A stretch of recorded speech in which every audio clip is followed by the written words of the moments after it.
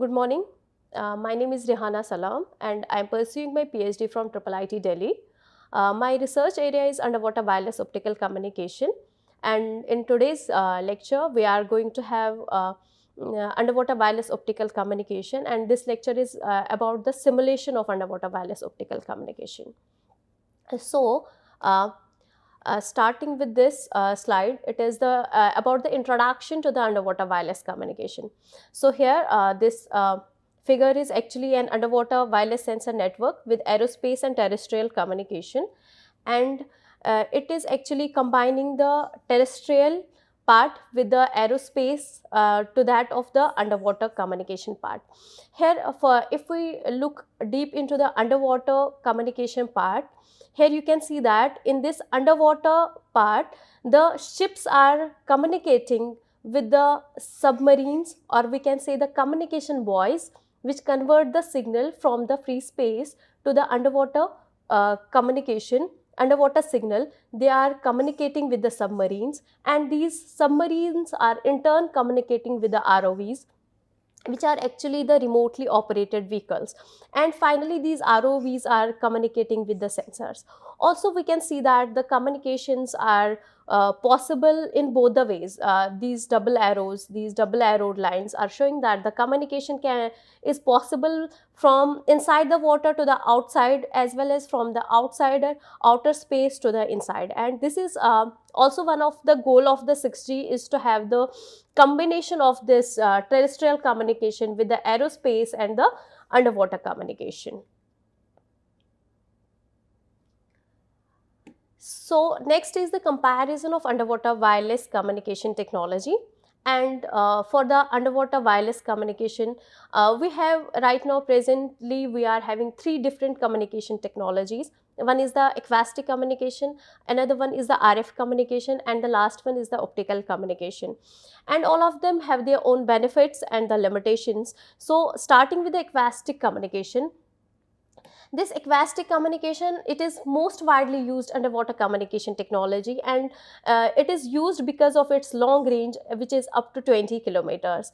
But it is having the limitation of low data rate of the order of kbps, severe communication latency of the order of seconds, bulky, costly and energy consuming transceivers, and the most important limitation of this acoustic communication is that it is harmful to some of the marine life. And next is the RF communication.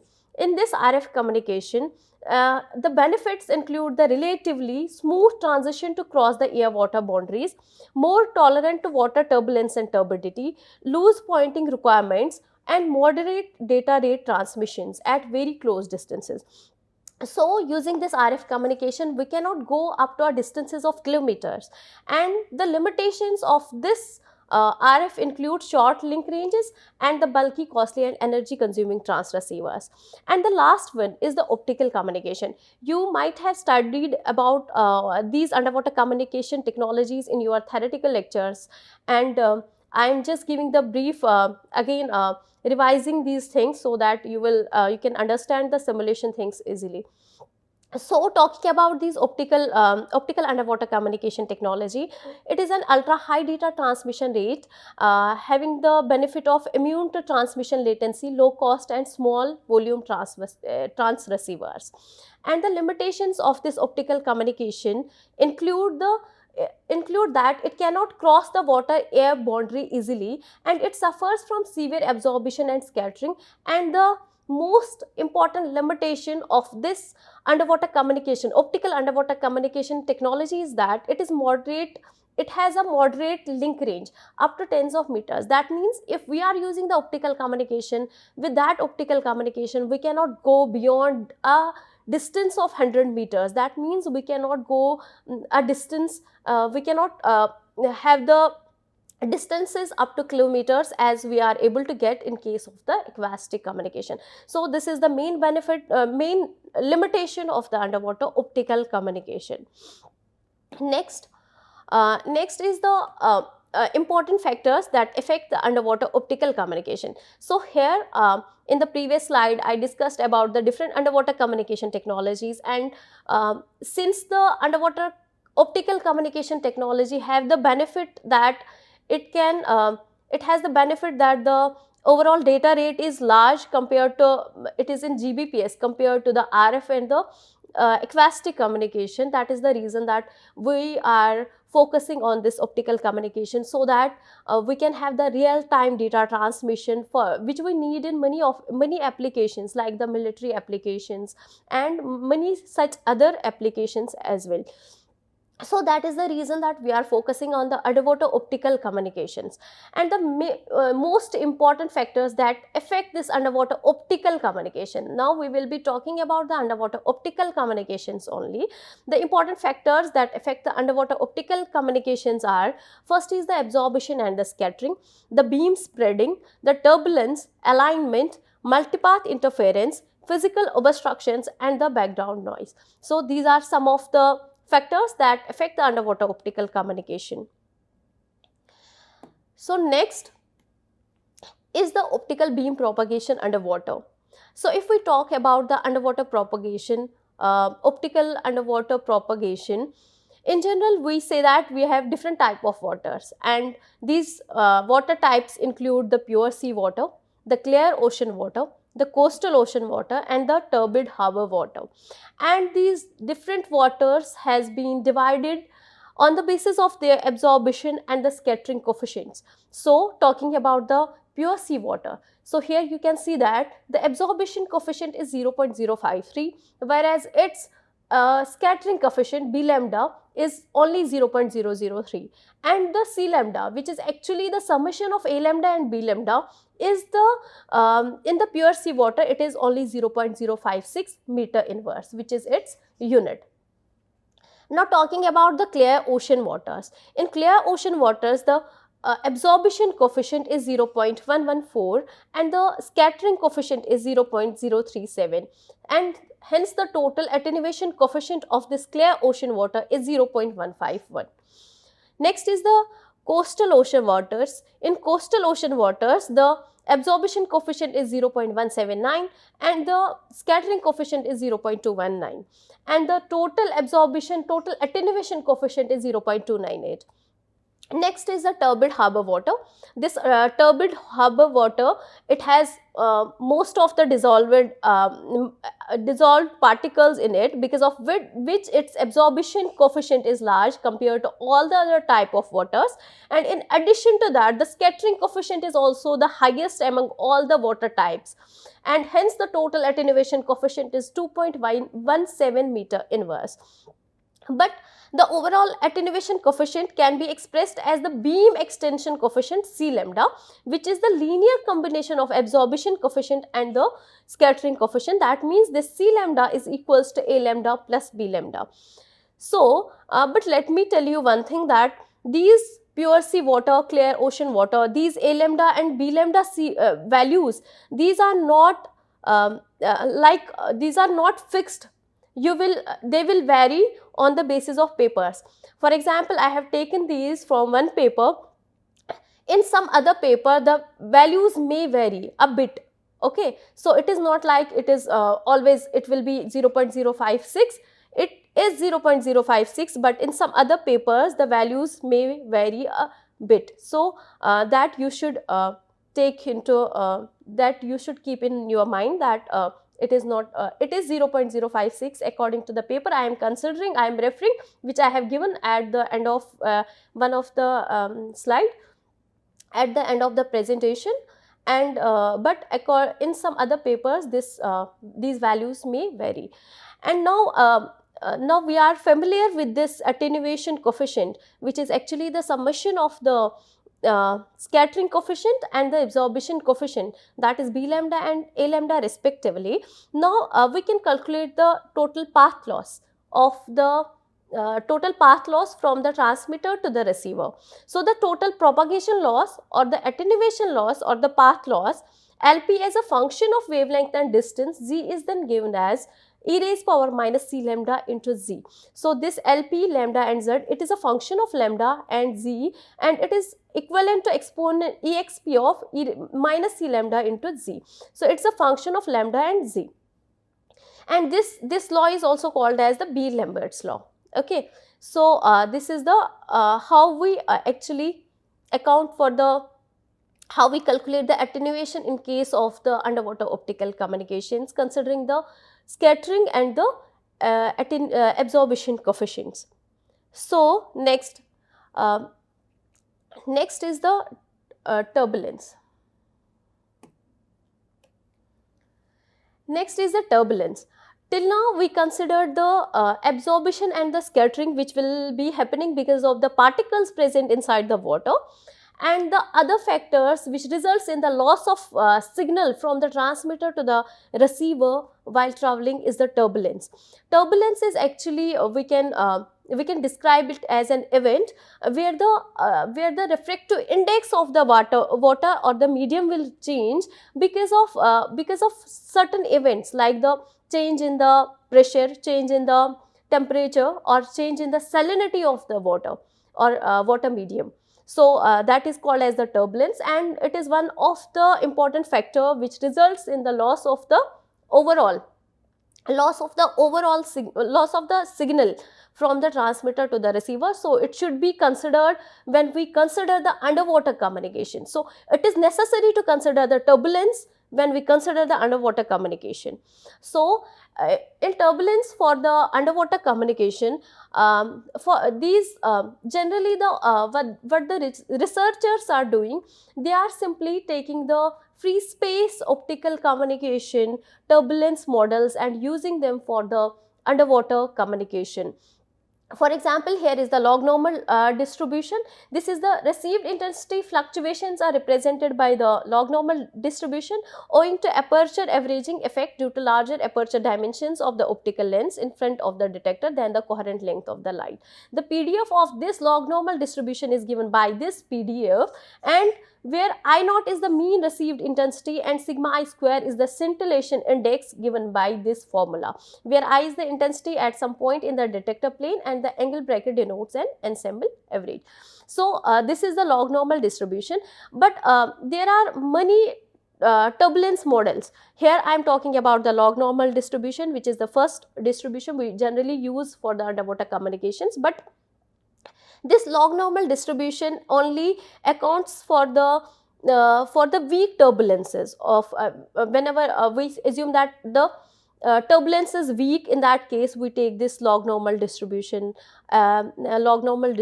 but if we want to consider all the type of turbulences, all the kind of turbulence, for example from strong to weaker turbulence, in that case we cannot use the log normal distribution, we have to use some other distribution in that case.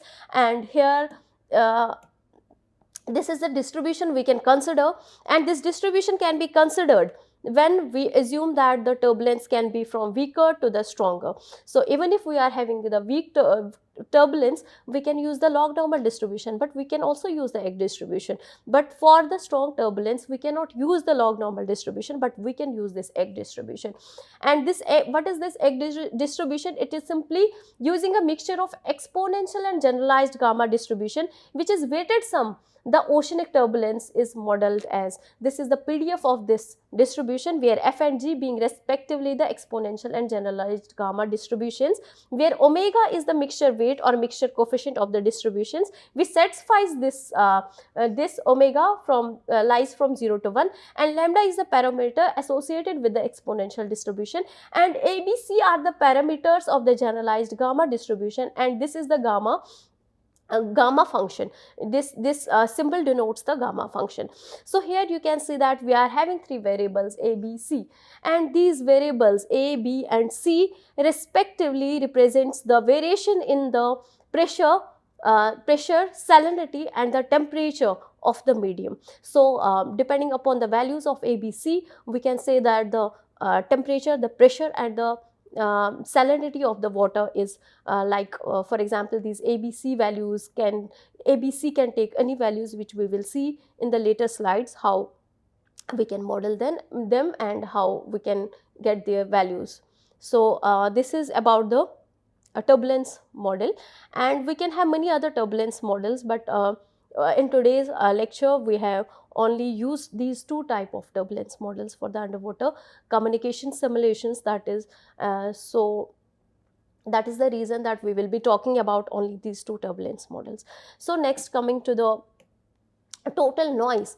Now, if we talk about the noises in underwater communication, the noises can be given as there is a formula for the noises, as it is for any other system as well, not only for the underwater systems or the underwater communication systems only. So it is the combination of short noise, dark noise, background noise, and the thermal noise, where this is the equation, and these sigma shi, sigma d square, sigma b square, and sigma th square denotes the variance of the signals: short noise, dark noise, background noise, and the thermal noise respectively. And the formulas for these short noise, dark noise, and the thermal noise, these are given by this equation, and this is for the silicon photomultiplier. This is for the silicon photomultiplier, where Kb, T, F, and B denotes the Boltzmann constant, the receiver equivalent temperature in Kelvin, the photodetector excess noise factor, and bandwidth of the receiver low pass filter respectively. Also, ISI represents the useful signal. This ISI means that it represents the received signal. It is actually the multiplication of the transmitted signal with that of the channel gain, and this G is actually this is the silicon photomultiplier gain. Okay, so this is all about the noises. And next is coming to the configurations. Anand sir might have taught you about the different underwater optical communication configurations. There are 4 different underwater optical communication configurations. One is the point to point line of sight configuration, the other one is the point to multi point line of sight configuration, and the third one is the retro reflector based line of sight communication, and the last one is the non-line of sight communication. So in today's lecture, we will be talking about 2 configurations. One is the line of sight configuration, and the other one is the non-line of sight configuration. So here I will be starting with a line of sight scenario, and here you can see that we are having a source and we are having a detector or the receiver. This is everything is inside the water, so whole of this setup is inside the water, and here you can see that this detector is at a vertical distance of dv from the source, and it is at a distance of dsd from the source. And here how we can simulate this kind of a scenario for the underwater communication, this is what I have given over here. Here you can see that starting with the semi angle at half power, this is actually the LED parameter. Here in this setup we are considering an LED. Let me clear you that for the underwater communications we can use both type of sources like the LED as well as the laser, but using LED has its own benefits and the limitations, and if we use the laser source, that also have its own benefits and the limitations. So for this scenario I have considered the source as LED, and this is the detector, and this is the semi angle at half power, and this is we are considering the Lambertian channel model for this kind of scenario, and that is the reason I have written over here that Lambertian order of emission given by this m equals to minus log 10 log to the base 10 of 2. Now starting with the simulation part, you might have sir might have taught you about different underwater optical communication configurations. There are actually 4 different type of underwater optical communication configurations. One is the point to point line of sight configuration, the other one is diffused line of sight configuration or point to multi point line of sight configuration. The third one is the retro reflector based line of sight communication, and the last one is the non-line of sight configuration. So in today's lecture we will be discussing about 2 configurations, which is the point to point line of sight configuration and the non-line of sight configuration. So here in this case, first of all we will be discussing about the line of sight configuration, and here we have considered a scenario line of sight scenario where we are considering a source which is directly communicating with the detector, and this whole setup has been placed inside the water. So this is an underwater setup where the detector is at a vertical distance of dV from the source, and it is at a direct distance of dsd from the source.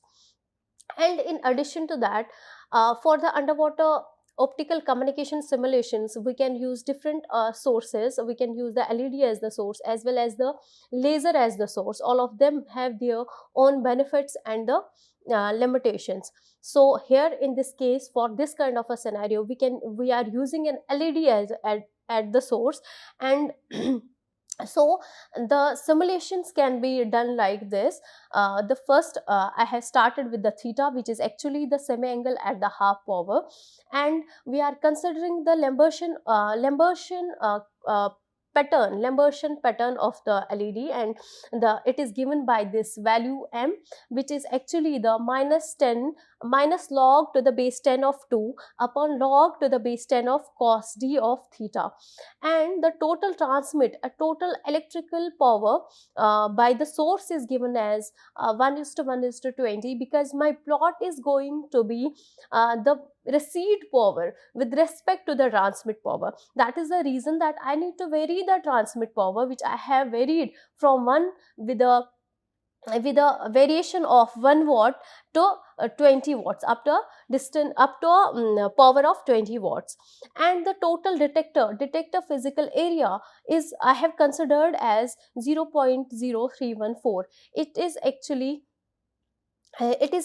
the physical area of the detector in meter square. And the gain of an optical filter, or if we are using a filter only, then we will consider this gain and ignore if no filter is used. This is represented by the variable ts, which is equals to 1. And the this is the refractive index of the lens at the photodiode. Ignore if no lens is used. So um, let me clear you one thing, that the photodiode which we are using inside the water, it is actually the same photodiode we use in case of the terrestrial communication systems. And that is the reason that it is made of the glass, and its refractive index will not change if we are placing it inside the water, because it is placed in such a way that its refractive index will not change inside the water. So the refractive index of the lens will again be 1.5 in the underwater cases as well. So next is the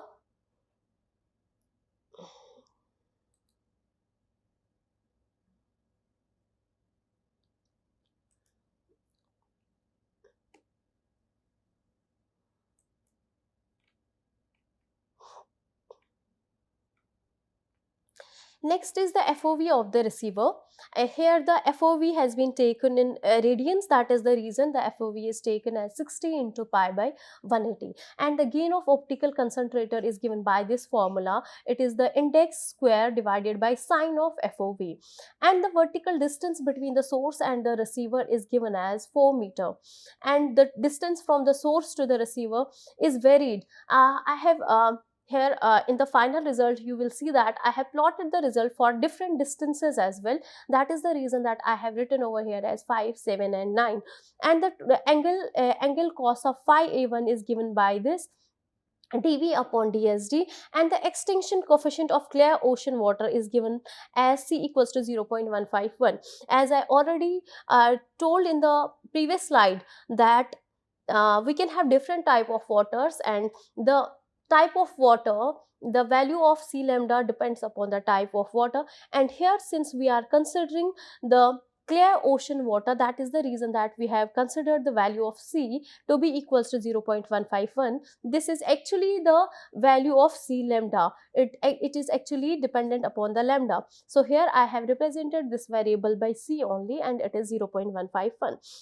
And the attenuation path loss, we can simply calculate the path loss as e raised power minus c lambda into dsd, as already discussed in the according to the Beer-Lambert's law. So here we have considered the attenuation path loss by using the Beer-Lambert's law. But let me tell you one thing, that here we have considered the Beer-Lambert's law, but we take two assumptions while we consider the Beer-Lambert's law. The first assumption is that the transmitter and the receiver and the RX, they are perfectly aligned. That means there is no alignment mismatch, aligned. And the second one is that all the photons which scatters, or we can say all the scattered photons, we do not consider them, although there might be some of the scattered photons may reach to the receiver of after certain scattering events, but we do not consider any of that any of that scattered photon, and we assume that all the photons which are scattered are lost and they are not received at the receiver, which is actually not true. There might be certain photons which after multiple scattering events which may reach to the receiver, but while we use this Beer-Lambert's law, we take these two assumptions. So there are many other path loss or the attenuation path loss models for the underwater optical communication, but generally we take this Beer-Lambert's law because it is very simple. Okay, so next is the log normal fading. We already discussed about the different fading models or different turbulence models. Here in this case, for this kind of this line of sight scenario, I considered the log normal fading, and it is there is a directly in MATLAB we can use this log and RND mu comma sigma. We can directly use this to generate the log normal fading variables, randomly generated log normal fading variables, and the total channel gain can be given as this using this formula.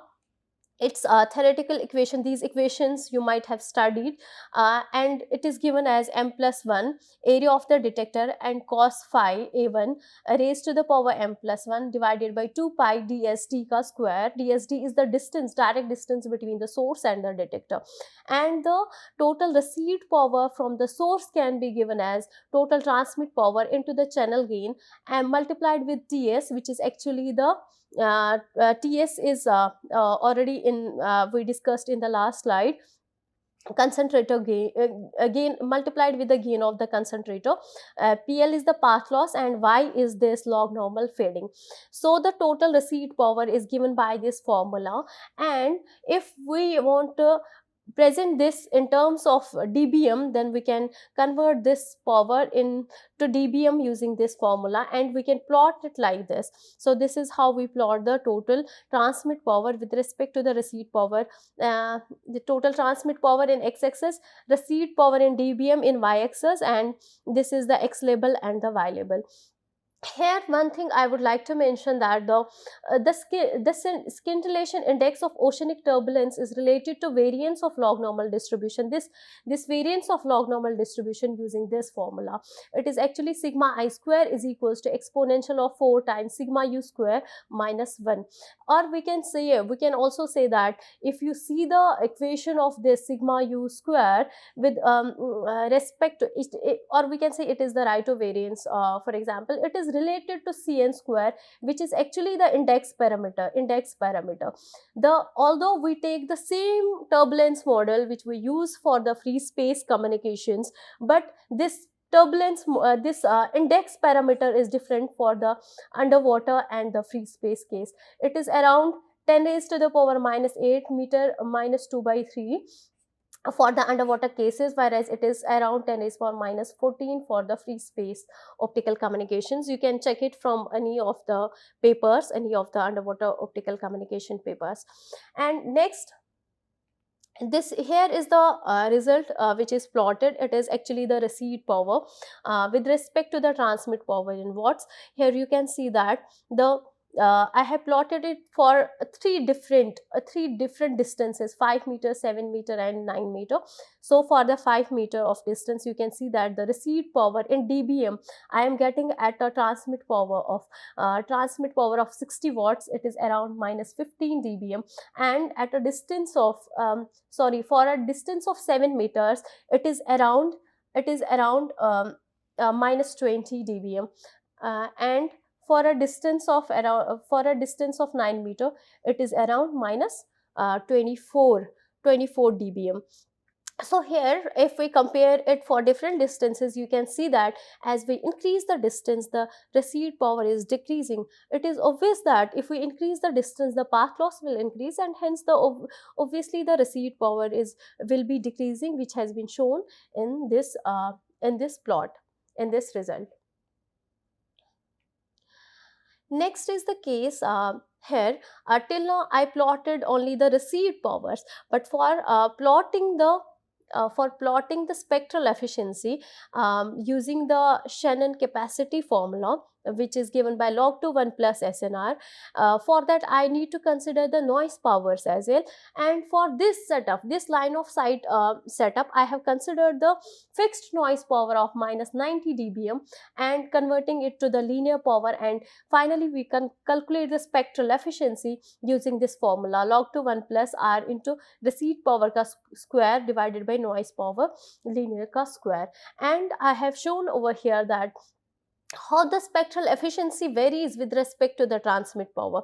Again, you can see that the spectral efficiency for the it has been plotted not for different distances. Now I have plotted it for different type of waters, varying the value of C lambda. I told you that by varying the value of C lambda, we can have the value of C lambda for different water types is different, and by varying this value of C lambda, we can say that this water is clear ocean, this is coastal ocean, and this is turbid harbor. Here you can see that the value of spectral efficiency, it is around 40 bits per second per hertz at a transmit power of 60 watts for the case of clear oceans. And we already know why it is so, because the value of C lambda for the clear ocean waters is small, and in compared to that, the coastal ocean waters have larger absorption and the scattering coefficient, or we can say the overall attenuation coefficient, and that is the reason that its spectral efficiency is lower than that of the clear oceans.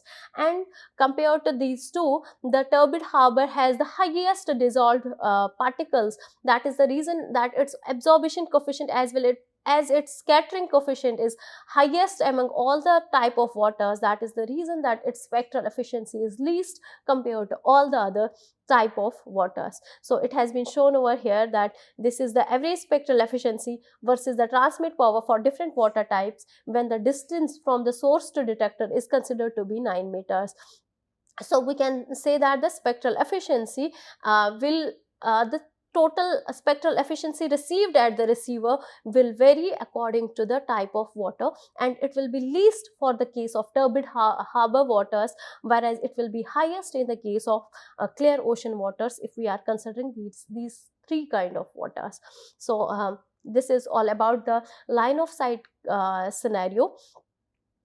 Now next is the non-line of sight communication scenario. Till now we considered the line of sight scenario, where we considered a single source and a single detector. Similarly following the same kind of simulations, we can have the results for different kind of setups, like the single transmitter with multiple receivers, and or multiple receivers with a single transmitter, which we called as SIMO, single input multiple output, multiple input single output. That kind of scenarios we can have. And now I am going to talk about the no line of sight configurations. Till now, in the line of sight configuration, we were considering the transmitter is an LED, and in addition to that, we considered a simple photodiode at the receiver, and we considered the Lambertian pattern, Lambertian channel model we considered for calculating the receive power as well as the spectral efficiency, and the Shannon formula was used to calculate the final spectral efficiency at the receiver. And in addition to that, the noise power was also considered to be fixed, which was around minus 90 dBm. Now coming to the non-line of sight configuration, here in non-line of sight configuration we are actually assuming a laser source instead of an LED. So I already told you that we can use an LED as well as the laser source for the underwater communications, depending upon the distance we want to cover, depending upon the scenario we want to consider. And here in this case I am considering a non-line of sight communication scenario or configuration, where I am considering a laser source. And in this laser source, the no line of sight underwater communication configuration gain is given by this formula. Gain of NLOS is the area of the receiver multiplied with cos of theta, where theta is actually the incidence angle, it is actually theta I, divided by 2 times A annular. A annular is the annular surface given by this formula, and this is actually the tan of theta t transmission angle minus theta I divided by tan of theta t plus theta I cos square plus tan sine of theta t minus theta upon sine of theta t plus theta ka square, when the theta lies between theta min to theta c. Here this is theta min is this angle which I have presented over in this figure, and theta c is actually the critical angle. And the gain of the no line of sight configuration will be area of the receiver into cos of theta divided by 2 times A annular, where theta lies between theta c and theta max. So first of all, the no line of sight, before having the simulations about the no line of sight configuration, first the concept about the no line of sight configuration must be clear. When the no line of sight configuration will happen inside the water, uh, for example, here I have shown a scenario of no line of sight communication scenario. Here we can see that there is a source which is trying to communicate with the detector, but there is a blockage in between the two. Here I have represented the blockage because of which it is not possible to have this line of sight communication possible. So I need to have some different and I need to do something so that this communication is possible. For that, what we are having is the no line of sight configuration, for which is based on the total internal reflection actually. But now the what are the conditions for this total internal reflection, I will be talking about that first. First of all, there are two conditions for the TIR to happen. First of all is that the light must be traveling from the denser medium to the rarer medium, and here you can see that this is this medium in which the whole setup has been placed. It is actually the water medium, and here it is the water air interface. This is the surface of the water air interface, and this is air actually. So in my setup, the light is traveling from the denser medium to the rarer medium, from water to the air. So my first condition is fulfilled. The second condition is that for having the for transmitting the signal back into the same medium, the angle of incidence must be greater than that of the critical angle. That will be decided over here. When this angle, when we are transmitting this signal, what angle it is making at this, what angle it is making at this point with respect to the water air interface, if this theta is greater than that of the critical angle, in that case my whole of the signal will be reflected back into the same medium, and it will be received by this receiver, which is not in direct line of sight communication with that of the source. So here in this case I need to take care about these two conditions so that we can have the total internal reflection. So we are having two conditions. First condition is already fulfilled, that we are the signal is transmitting from the denser medium to the rarer medium. And for the second case, we can have that the theta lies between theta min and theta c, that is theta critical, or we can have that theta lies between theta c and theta max. So if it is less than theta c, in that case some of the light will be reflected back into the same medium, but some of it will be lost into the surface. That is the reason that we are having this additional term in the case when the theta lies between theta min and theta c. But when the theta value is greater than theta c, in that case there will be no loss of light into the medium, but whole of the light will be reflected back into the same medium. So we can say that this water air interface will act as a mirror, and it will not allow the light to come out of this surface. Instead, the light will be reflected back into the same medium as shown by this. So there is no reflectivity component in this equation when theta is greater than theta c.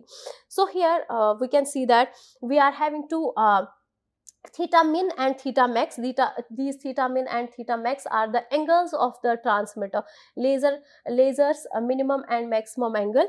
And here we can see that we are having the annular area. This is the actually the illuminated area. When the transmitter is at a depth of ys, the illuminated annular surface with equal power density at depth yt is given by this formula. So it depends, this annular area is depending upon ys and yd. Here we have taken ys and yd, and it also depends upon the theta min and theta max of the laser we are considering. So first of all, we will see the impact of the turbulence on the spectral efficiency. In our this simulation case, we have considered the value of ys to be 40 meter, yd the distance of the, this is actually the depth of the transmitter from the water ear interface, and yd is the depth of the receiver or the detector from the water ear interface, and the d is actually the distance between the direct line of sight distance between the transmitter and the receiver. Here we need to consider the refractive index of water and the refractive index of air. We have considered. Why I need to calculate, need to consider this refractive index of water as well as air? Because I need to calculate the value of critical angle, that is theta critical, which is given by this formula, a sine d of refractive index of air divided by refractive index of water. And in addition to that, we have also considered the value of theta min to be equals to 0 and the theta max to be equals to 68, so that we can calculate the annular area, a annular, by using this formula of 2 pi ys plus yd square into cos d of theta min minus cos d of theta max.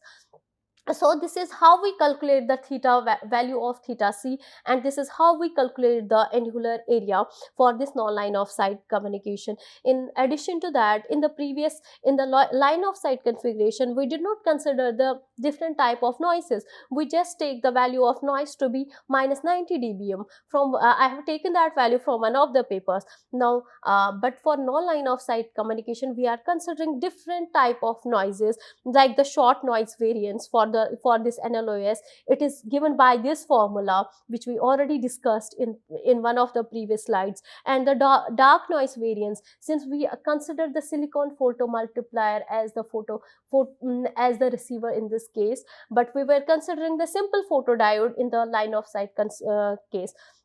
So here, because of this silicon photomultiplier, we are having these parameters like G, which is the gain of the photomultiplier, F is the excess noise, this is the bandwidth, and PRNLO is actually the received power of the non-line of sight communication.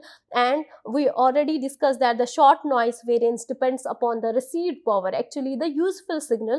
So that is the reason that we are multiplying this short noise with the PRNLO. It is actually the received power, which is basically the product of the transmit signal with that of the channel gain, non-line of sight channel gain.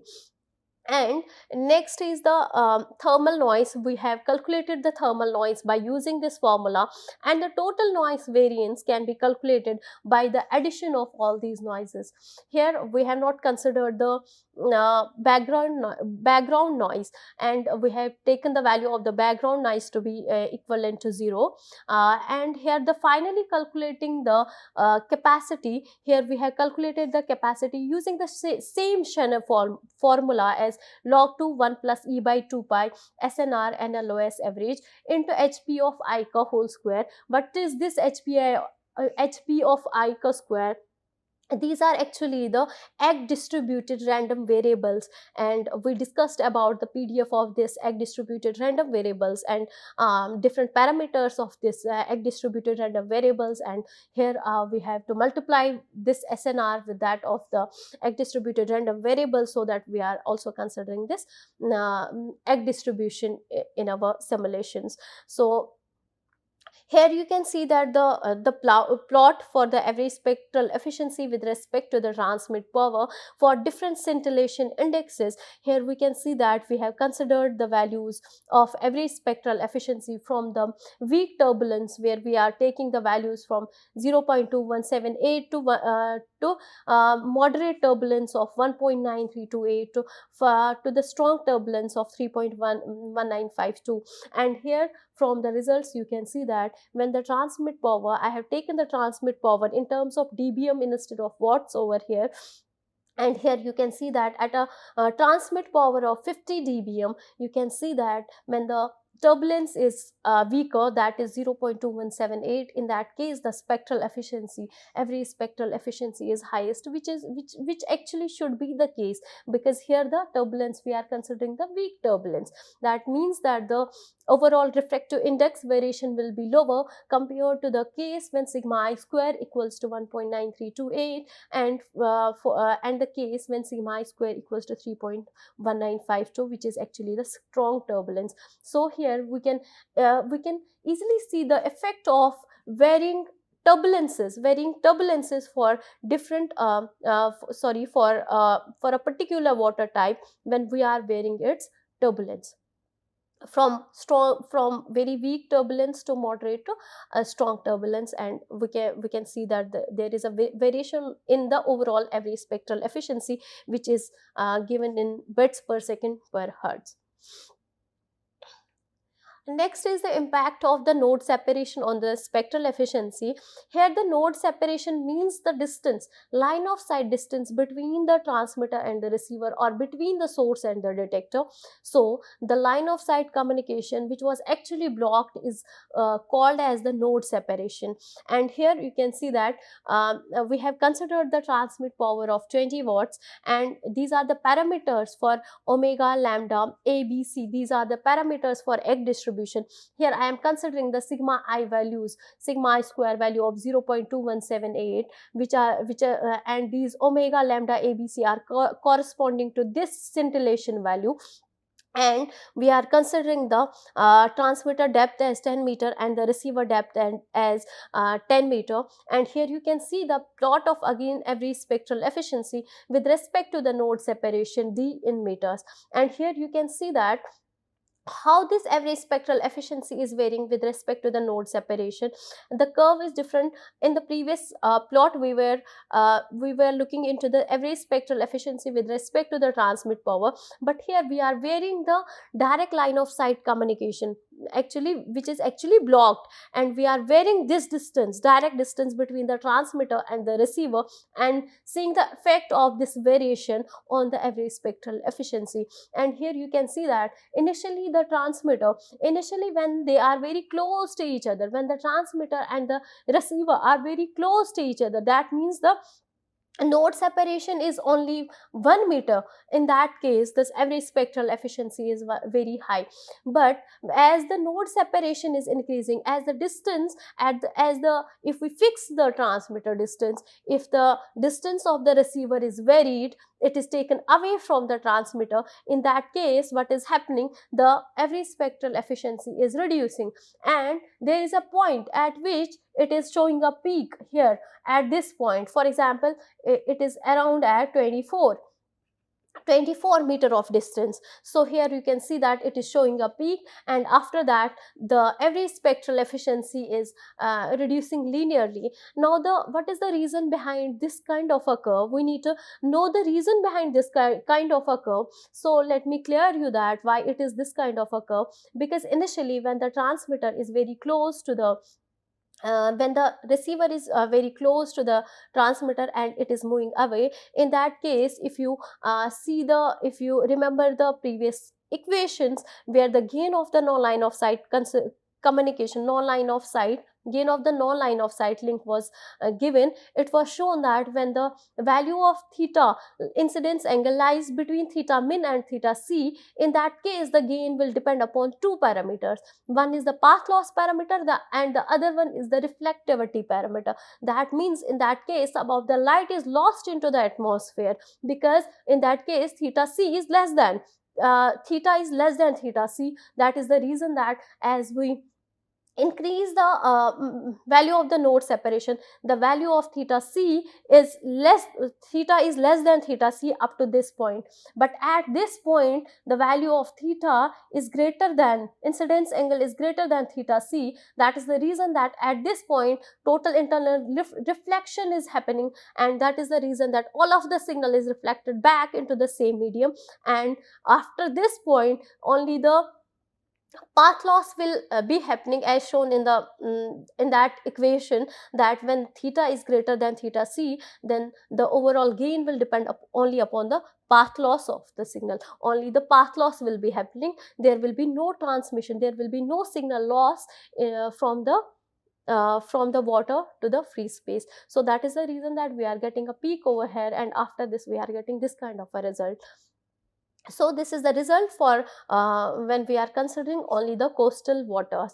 Next is the result when we have considered the impact of C lambda on the spectral efficiency, and in this plot what we have done, we have calculated the same spectral efficiency with respect to the node separation, but in this case we are doing this for different type of waters, which include the clear ocean water, the coastal ocean water, and the turbid harbor waters. And here you can see that as obvious that the clear ocean water will give us the higher average spectral efficiency compared to other two type of waters, and this is also shown over here. And here you can see that how the node separation variation is happening for different type of waters, and how the average spectral efficiency is calculated. Here I have given the values for different value of sigma. Sigma I square equals to 0.2178 is given over here. For the for different I am considering here the weak turbulence, that is the reason that we have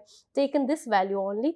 And here the value of omega lambda ABC is given by this, and the value here ys and the yd, that is the vertical distance of the transmitter and the receiver from the water air interface, is taken as 10 meter and 10 meter respectively, and the value of C lambda in this case is taken as 0.151, 0.298, and C lambda equals to 2.17 for the turbid harbor waters. So from this it is clear that the clear ocean is performing better, but if we are doing the same, if we are considering the same communication setup in inside a turbid harbor water, in that case we are not able to get any average spectral efficiency, because in that case the average spectral efficiency is equals to 0. This is because in case of turbid harbor waters the path loss is very high, as you can see the value of lambda is 2.17 compared to other type of waters. That is the reason that average spectral efficiency is 0 for this kind of water. So that was all about the simulation of the line of sight and the non-line of sight communications. And here in this I have given some of the references from which I have taken these equations and the values of sigmas which I have used in this simulation lecture.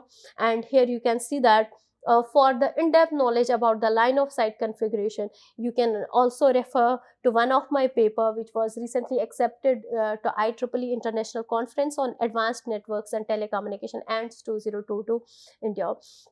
So for any queries, you can also contact on this number or on this mail and that is all. Thank you.